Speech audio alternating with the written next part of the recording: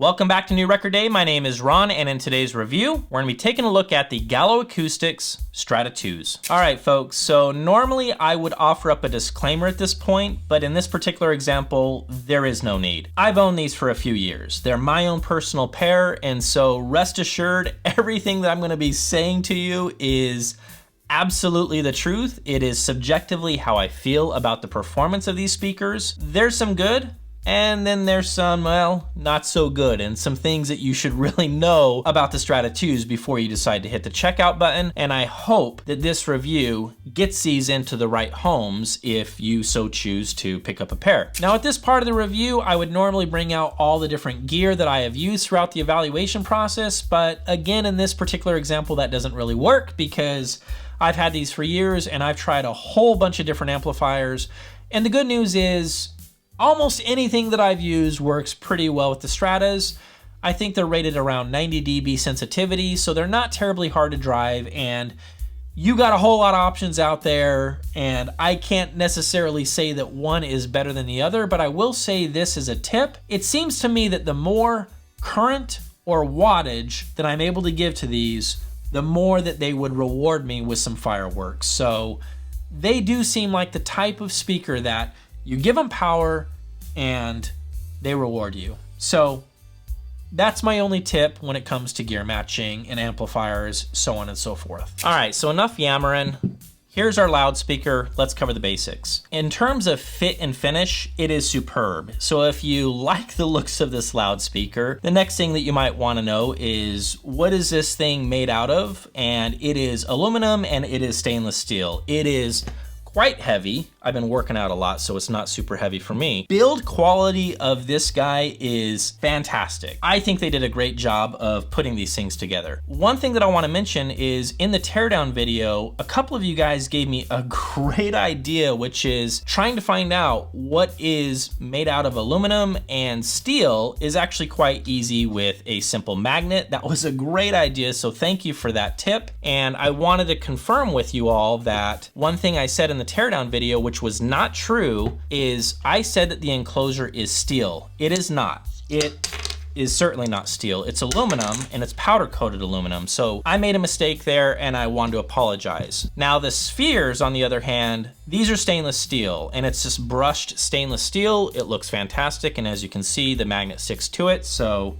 they're steel. One thing worth mentioning is that these speaker grills, they're not coming off. So if you're the type of person that wants to be able to remove a speaker grill, these things are staying on, and it is what it is. So you should know that. Now, another cool thing about the teardown video, and thank you guys so much for helping us out, is the unidentified component that we saw in there. It's a bypass cap. So we have figured out that what we have here is two woofers that are truly actually playing without a crossover as high as they can, and then the tweeter is essentially taking over from there.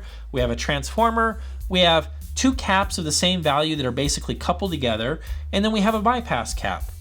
That is the crossover of the Strata 2. So thank you so much for jumping on board with that. I really do appreciate it, and it was very helpful. You guys rock. All right, so on the back of the loudspeaker, what we have here are 5-way binding posts, and these are gonna accept any type of speaker wire out there, so you're ready to rock and roll with that. And then another interesting feature is, with the Strata 2s, you have a couple of different options in terms of mounting. Now, when you first purchase them, you're able to choose the desktop stands, which are these guys right here, and they are made out of metal. I like these for near field listening. I have used them for near field listening quite a bit, and I think they're great in that application.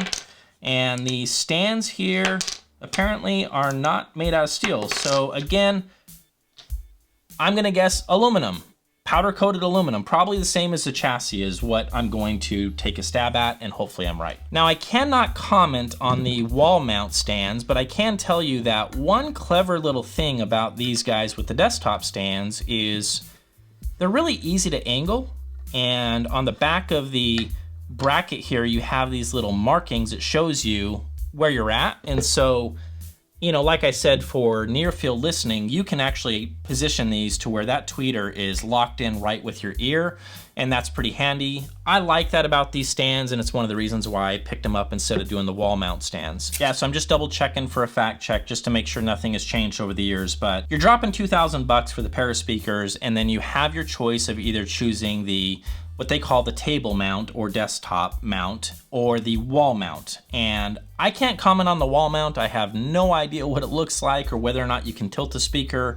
You're gonna have to find that out for yourself. I can only comment on these stands, and I think they're fantastic for this particular application, especially if you're gonna be listening to these in a near field type environment. Now, in the example where you wanna use these as floor standing loudspeakers, you do have to buy optional stands. So these do not come with the Strada 2s, and as you can see back here, this is what these guys look like. Now I am noticing that on their website, they do have a new design for the Strada floor stands, and they are $449 for the pair, so be prepared for that expense as well. All right, so let's talk about bass. Now, this is gonna be easy because if we're talking about the Strada 2s on their own, without the help of a subwoofer, and we're gonna talk about that in a minute, there is no bass.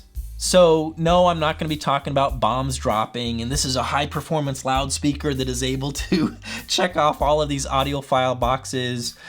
No, they don't, and they can't. It's not possible for them to reach down that low. Getting into mid bass, I'm reluctant to even chat about it, and the reason why is this. Again, it is gonna be dependent on your room, and it's gonna depend on how close you get these to the wall. Now here's the deal, and I wanna be fair. If we're talking about home theater applications or applications where you're cool with having them against the wall, you have no problem with that, then go for it. And yes, you might be able to get some mid bass out of these loudspeakers. But for a 2-channel audiophile rig where you have walked beside me through the years and you're thinking, no, Ron, I want to hear the magic in these. I want to know why you were so obsessed with gallows for so long. Well, here's the bottom line. I don't want them anywhere near the walls. Where I'm going to have you putting these loudspeakers, you can expect closer to around 120 hertz before you see any kind of response out of these loudspeakers. And there are times, depending on the music, where I feel like I can drive a dump truck through the mid bass. It's just not there. It's not strong. It's not convincing. It doesn't have enough, yeah, I'm here and I'm ready to rock and roll. And that leads me to subwoofers. One of my favorite topics here at New Record Day. I love subwoofers. And I want to tell you right now, and I want to stress this point, I want you to hear me very clearly. I am not poo-pooing cheap subwoofers in this video. I think that if you can afford 2 decent subwoofers instead of 1 nicer subwoofer, I think you should go with the 2 decent subwoofers. I think that that makes more sense, and I think it's going to give you a lot more flexibility when it comes to bass and how bass sounds in your room. With these guys, I'm going to make the exception, and the reason why is you really do need as low as you can get, and you need as high as you can get, and that bass has got to sound amazing. It's gotta sound great. If you have a bunch of cheesy little cheap subwoofers and you crank them up to, let's say, 80 hertz, 90 hertz, 100 hertz, 120 hertz, you have heard this. I know you've heard this. You gotta agree with me. Cheap subs just don't sound all that great playing those frequencies. So, what am I gonna recommend? Well, I'm gonna recommend the best subwoofers that you can possibly buy or afford with the Strada 2s if you decide to purchase these, because you want a musical sub that can play down really low and can play up really high, and it's gonna blend seamlessly at close to, let's say, in my room, in my experience, around 120 hertz, which is pretty darn high. So what would I recommend in regards to subwoofers? Well, this is easy. The best subwoofers that I have ever heard in my entire life, and I've heard a lot of subwoofers, are the H-frame open baffle subwoofers, which you can pick up over at our friends, GR Research. Danny has packs that you can purchase, and you can call him and you can talk to him about it. If you're into do-it-yourself, that's the direction that you're gonna wanna go. Now, if you're not into do-it-yourself and you don't give a rip about open baffle bass, that is totally cool. Let's set that to the side and have the conversation of sealed subs, ported subs. What would I recommend if you decide to get these guys. Anthony Gallo does sell subs, and they look like a little... Hold on, I'll go get mine.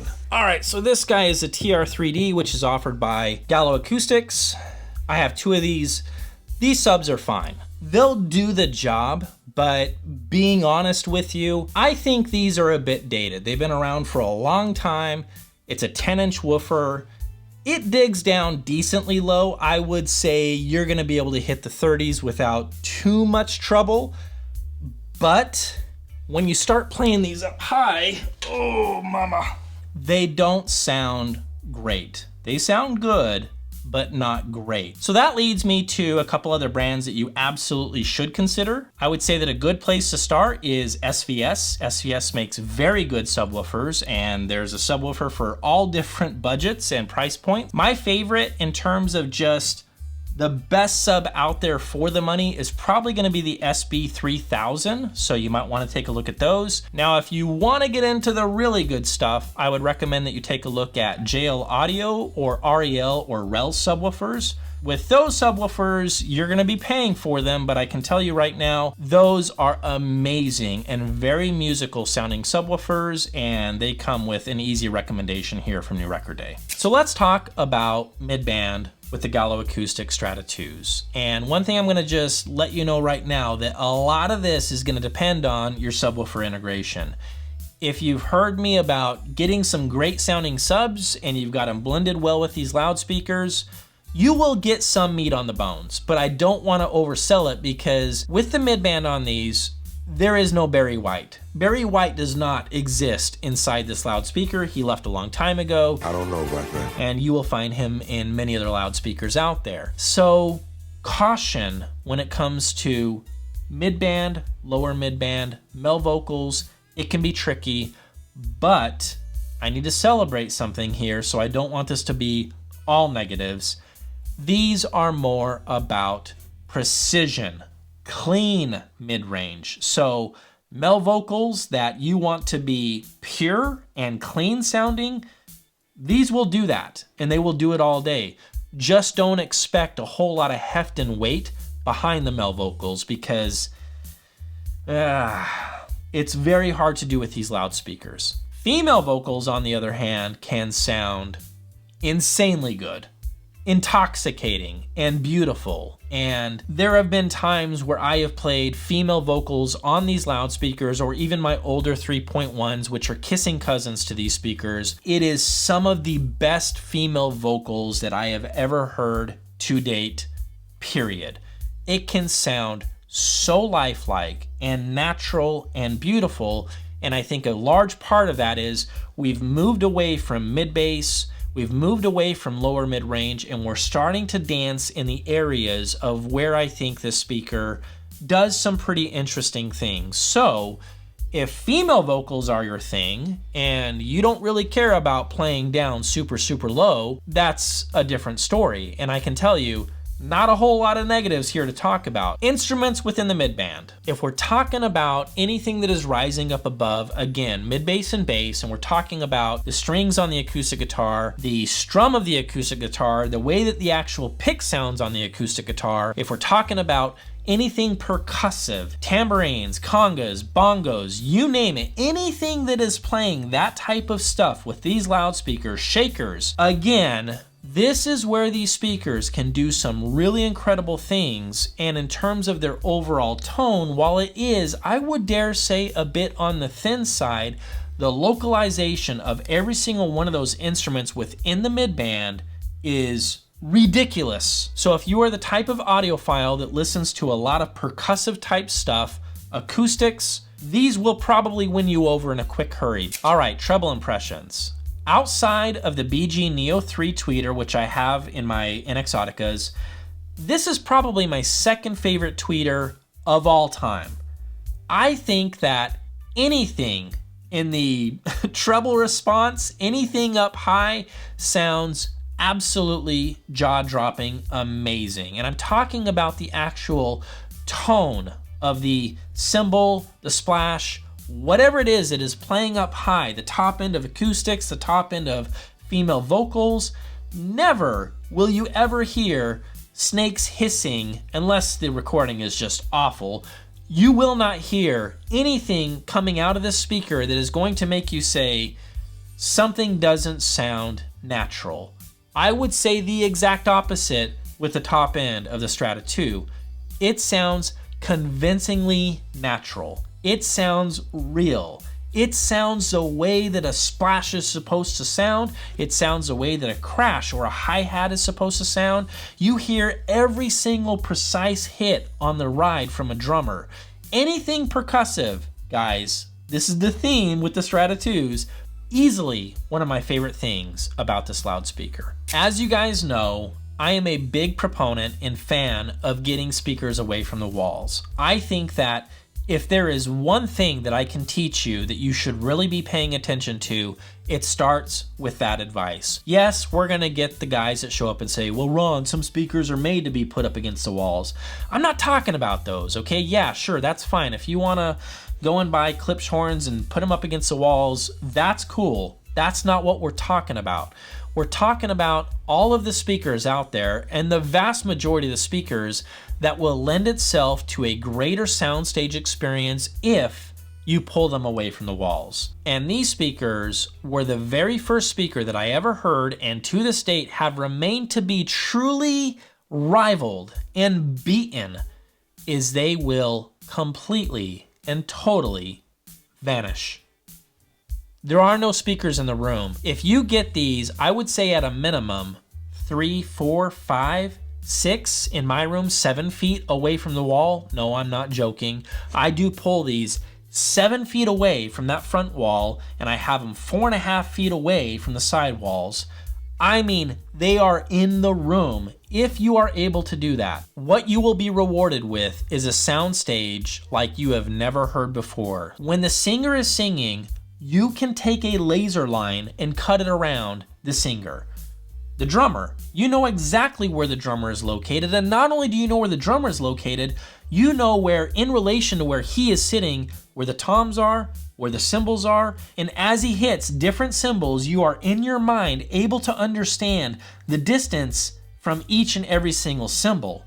We're talking that level of precision with the Strada 2s, and no, I'm not exaggerating. No, this is not hyperbole. If you set these up the right way and you get them away from the walls and you have a good integration with your subs, this is the type of precision that you can pull out of these loudspeakers. So where do we go from here? Well, what we have here is a loudspeaker that ultimately doesn't really measure all that well, especially if we take a look at its vertical off-axis performance. It's the worst that I've seen. And I don't know how else to say it, and I'm not going to sugarcoat it, and I'm not going to apologize for saying it. It's awful. Horizontal off-axis from 6K and above is okay, but there are so many traditional designs, bookies, that I've measured that throughout the entire band, off-axis, horizontal off-axis, it cleans the clock of these guys. And when we get to the impedance sweep, it's a freaking mess. We have a tweeter that is dipping down very, very low, even lower than, from what I can tell, around 2 ohms. And so, this is a weird speaker to try to review, because once you pull back the curtains and you see how it measures and you understand, there isn't a whole lot of pretty things to chat about when it comes to how it measures. And then you try to combine that with, well, there are some things that are worth celebrating from, I would say, mid-band and above. This is a hard one to navigate. And so any way we slice this review, any way we look at this review, there are some genuine problems and there are some genuine celebrations. And so I wanted to come back and re-review the Strada 2s for this very reason, is that I wanted to have a heart-to-heart with you guys and say, you need to be cautious about hitting the checkout button on these guys. Because yes, they have done some of the most amazing things ever throughout my audiophile journey, but it doesn't mean that they do everything amazing, because the truth is, they don't. I hope that at the end of this review, what we can understand is this speaker requires work, a lot of work. It's not a perfect loudspeaker. It's far from a perfect loudspeaker, but we cannot ignore some of the design elements on this loudspeaker that does lend itself to a speaker that when set up properly and you have a decent integration with a sub, it can and will provide world-class soundstage. Best of the best. It's yet to have a genuine true rival here at New Record Day. Thank you so much for watching the show. I certainly do appreciate it. If you have any questions or comments, leave them down below. And yeah, we'll see you guys in the next video.